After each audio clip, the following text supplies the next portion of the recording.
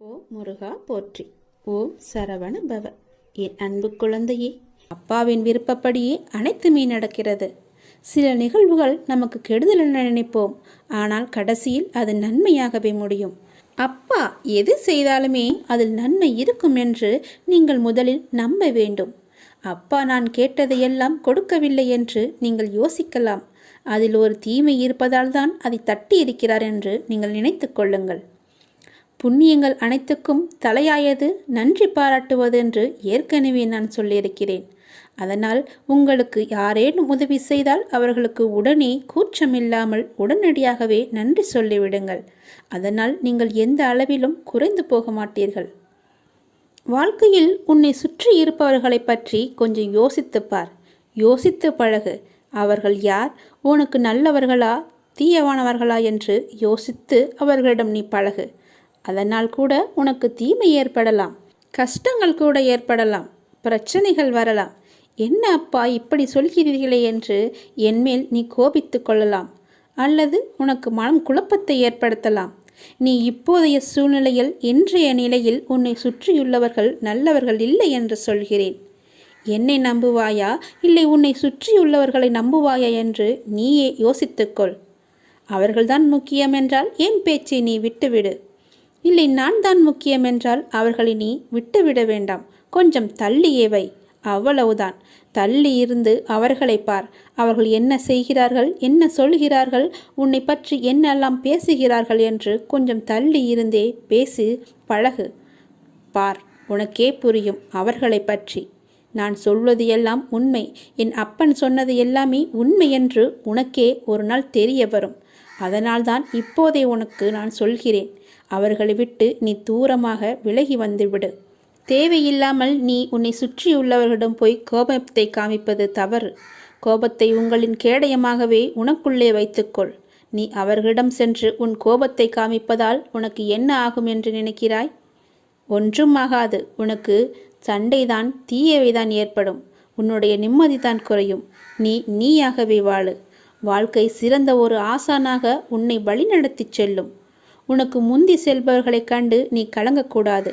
உனக்கான வெற்றியை உன்னால் மட்டுமே நிரப்ப முடியும். தோழாதி, உனக்கு துணையாக உன் அப்பா நான் இருக்கிறேன். நல்லதே நடக்கும். நீ என்ன செய்தாலும் நான் உன் மீது கோபம் கொள்ளவே மாட்டேன். நீ என் செல்ல குழந்தை. உனக்கு இன்னும் நான் பக்குவத்தை போதிக்கவே நான் தோல்வியை உனக்கு அனுமதித்தேன். நீ இன்னும் பக்குவப்பட வேண்டியிருக்கிறது. உனது சிந்தனை இன்றைய காலகட்டத்தை மட்டுமே பார்க்கின்றது. ஆனால் என்னுடைய நோக்கமோ உனது எதிர்காலம் நன்றாக இருக்க வேண்டும் என்று சிந்தனையில் இருக்கிறது. உன்னுடைய எதிர்காலம் தொடர்பானது. நீ அந்த காலத்தில் சிறப்பாக வாழ வேண்டும் இல்லையா? நீ சிறப்பாக வாழ வேண்டும் என்பதற்காக உன்னால் சகித்து கொள்ளக்கூடிய, உன்னால் உணர்ந்து கொள்ளக்கூடிய, உன்னால் முடியும் என்ற சூழ்நிலையில்தான், அந்த வகையில்தான் இத்தகைய சின்ன சின்ன பிரச்சனைகளை தந்து உன்னை நான் பக்குவப்படுத்துகிறேன். உன்னுடைய துன்பங்கள் எல்லாமே கடந்து போனவை. கடந்து போனதை நினைத்து நீ ஏன் கவலைப்பட்டு கொண்டிருக்கிறாய்? முடிந்து போனதை நினைத்து நீ வருத்தப்படுவதால் ஒரு பயனும் இல்லையே. ஏன் இப்படி கடந்ததையும் இழந்ததையும் நினைத்து வருந்தி கொண்டிருக்கிறாய்? நீ கவலையப்படாதே. உனக்கு துணையாகவே நான் இருப்பேன். உன்னுடைய கஷ்ட காலங்கள் எல்லாமே முடிந்துவிட்டது. நீ இழந்த அனைத்துமே உன்னிடம் திரும்ப வந்தடையும் நேரமும் வந்துவிட்டது. பிறகு எதற்காக தேவையில்லாமல் நீ கவலைப்பட்டு உன்னை நீயே வருத்தி கொண்டிருக்கிறாய்? எல்லாமே சரியாகிவிடும். உனக்கு வந்த துன்பம் எல்லாமே போய்விட்டது. இனி உன் வாழ்க்கையில் சந்தோஷமும் நிகழப்போகிறது. ஆனந்தமும் மகிழ்ச்சியும் துள்ளி குதிக்கப் போகிறது. உன் வீட்டில் ஆனந்தம் துள்ளி விளையாடப் போகிறது. நீயும் சந்தோஷமாகவே இருக்கப் போகிறாய். உன்னை நோக்கி வருகின்ற எல்லா ஆனந்தமும் நான் கொடுத்தது. உன்னுடைய கர்மவினை எல்லாவற்றையுமே நான் எரித்து விட்டேன். நீ எப்போது என் பேச்சை கேட்டு எனக்காக நீ மட்டை தேங்காய் வாங்கி கொண்டு வந்து என்னிடம் கொடுத்தாயோ, நான் சொன்னதை கேட்டு எனக்கு துவாரகமாயில் வந்து நெய் வாங்கி எனக்கு தீபம் ஏற்றிவிட்டாய் அல்லவா? இனி உன்னுடைய கருமாக்கள் எல்லாமே நசிந்து போயின. நீ எப்போது என் துவாரகாயில் வந்து விளக்கு ஏற்றினாயோ, எப்போது எனது துவாரகமாயில் துணியில் வந்து அந்த தேங்காயை போட்டாயோ, அப்போதே உன்னுடைய கர்மவினை எல்லாமே முடிந்துவிட்டன. இனி நீ சந்தோஷமாகவே இருக்கப் போகிறாய், ஜெயமாக இருக்கப் போகிறாய். உன்னை நோக்கி எல்லாமே நல்லதாகவே வந்து கொண்டிருக்கின்றன. நீ உன் வீட்டை தயார்படுத்திக்கொள். நல்லது வந்து கொண்டிருக்கிறது. உன் வீட்டு கதவை அது தட்டப்போகிறது. இனி வரிசையாகவே எல்லாமே நல்லதாகவே நடக்கும். நீ நினைத்தது எல்லாமே படிப்படியாகவே நடக்கும். நீ சந்தோஷமாக இரு. எல்லாமே உனக்கு வரிசையாக வந்து கொண்டே இருக்கின்றன. என் பேச்சை கேட்டு நீ நடந்ததால் நான் உனக்கு அன்பு பரிசாக உனக்கு மகிழ்ச்சியையும் நிம்மதியும் தான் தருகிறேன்.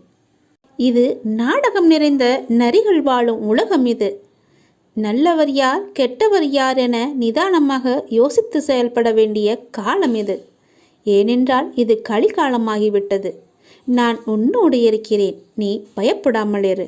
நீ பலம் கொண்டு திடமான மனதோடு இரு. உன்னை ஒரு பொதுமி அப்பா கைவிட மாட்டேன். புண்ணியங்கள் அனைத்திற்குமே தலையாயது எது தெரியுமா?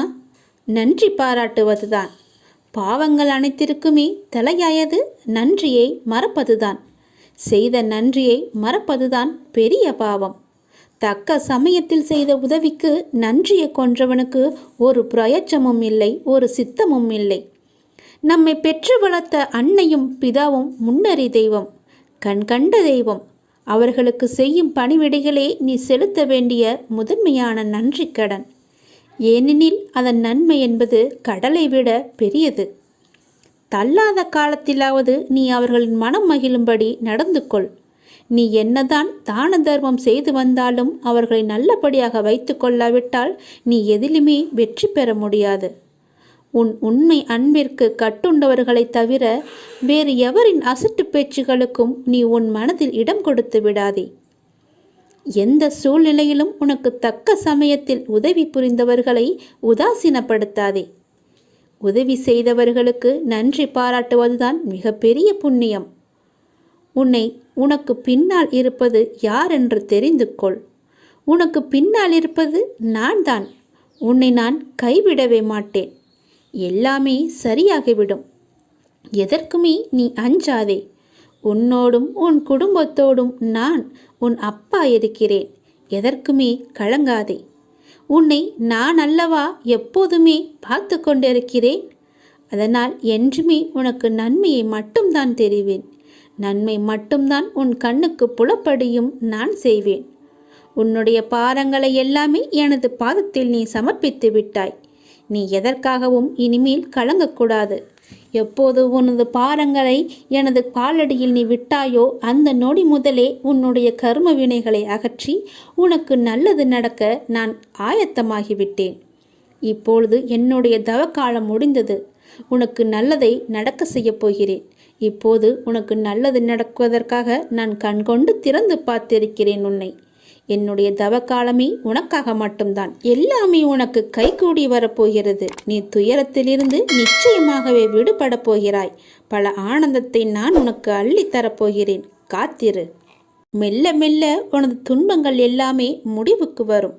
உனக்கு கஷ்டத்திலிருந்தும் நோயிலிருந்தும் விடுதலை கிடைக்கும்படி நான் செய்வேன். உன்னுடைய கடன் பிரச்சனை எல்லாமே தீரப்போகிறது. நீ எதிர்பார்த்தபடியே உனக்கு பண வரவு இறக்கப் போகிறது. நீ வேண்டியபடியே நீ கேட்டபடியே அந்த பணத்தை நான் உனக்கு தரப்போகிறேன். நீ இப்போது பணம் இல்லாமல் தவித்து கொண்டிருக்கிறாய். உன் பண பிரச்சனையை தீர்ப்பதற்காகத்தான் நான் ஒருவரை அனுப்பியிருக்கிறேன். அவர் மூலம்தான் உனக்கு பணம் கிடைக்கப் போகிறது. யாரென்று அடையாளம் அறிந்து கொள், தெரிந்து கொள். வருவது நானாக கூட இருக்கலாம். இன்றைய காலகட்டத்தில் இந்த நிலையில் இன்றைய சூழலில் உனக்கு பணம் பெரிய ஒரு கஷ்டமாகவே இருக்கிறது. அந்த பண பிரச்சனை எல்லாமே தீரும் வகையில் நான் உனக்கு ஒரு வழியை ஏற்படுத்தியிருக்கிறேன். அந்த வழி சிறப்பானதாக இருக்கும். அதிலிருந்தே உன்னுடைய பண கஷ்டங்கள் எல்லாமே தீர்ந்துவிடும். அதிலிருந்து தான் உனக்கு நிரந்தர வருமானமும் கிடைக்கும். நீ கவலைப்படாதே. உன் பண பிரச்சனையை தீர்ப்பது என்னுடைய பொறுப்பு. நான் இன்றுதான் ஒருவரிடம் பணம் கொடுத்து அனுப்பியிருக்கிறேன். விரைவில் அவர் உன்னை தேடி வருவார். யாரென்று அறிந்து கொண்டு அந்த பணத்தை நீ வாங்கிக்கொள். நீயாக சென்றாலும் சரி, இல்லை அவராகவே வந்தாலும் சரி, கொடுப்பது நான் தான். உன் பணப்பிரச்சனை அதிலிருந்துதான் தீரப்போகிறது. நீ எப்போது அந்த பணத்தை வாங்குகிறாயோ அன்று முதலே என்னுடைய ஆசீர்வாதம் மூலம் உனக்கு பணம் கிடைத்து கொண்டே இருக்கும். உன்னுடைய கருமாக்கள் எல்லாமே நீங்க பெற்று உன்னுடைய கடன் பிரச்சனைகள் எல்லாமே தீர்ந்து பணமழையில் நீ நனையப் போகிறாய். உன்னுடைய கடன் பிரச்சனை, தீராத கஷ்டம் எல்லாமே நிவர்த்தியாய்விடும். கடன் நிற்கிறதே என்று கவலைப்படாதே. இனி உன் வாயிலிருந்து பணம் இல்லை என்ற சொல்லும் வரக்கூடாது. ஏனென்றால் பணப்பிரச்சனையை தீர்க்கத்தான் நான் ஒருவரை அனுப்பியிருக்கிறேன். நானும் வருவேன். எதிர்பார்த்து காத்திரு. நீ என்னை நோக்கி வர வேண்டுமென்றால் நீ நான் சொல்வதை போல செய்துவிடு. உனக்கு எல்லாமே நல்லதாகவே நடக்கும். உன்னுடைய தொழில், நீ இப்போது பார்த்து கொண்டிருக்கும் வேலை உனக்கு சிறப்பானதாக மாறி பல மடங்கு உத்தியோகத்தில் பதவி உயர்வு பெற்று கூடுதல் வருமானமும் கிடைக்கும்படி செய்கிறேன். செய்து கொண்டேன், செய்தும் விட்டேன். அது விரைவிலேயே உன் கையில் கிடைக்கும். நான் சொன்னது போலவே அந்த தை மாதத்திற்குள்ளே உனக்கு கிடைத்துவிடும். தை 1ஆம் தேதிக்குள் அதற்கான நல்ல செய்தியும் உன் காதுகளில் விழும். உன் பணப்பிரச்சனை முற்றிலுமாக நீங்கிவிடும். எனக்கு பண கஷ்டம் இருக்கிறது என்ற வார்த்தையை இனி உன் வாயிலிருந்து வராது. உனக்கு நல்லதாகவே நடக்கும். நல்லது மட்டுமே நடக்கும் உன் அப்பாவின் துணையோடு.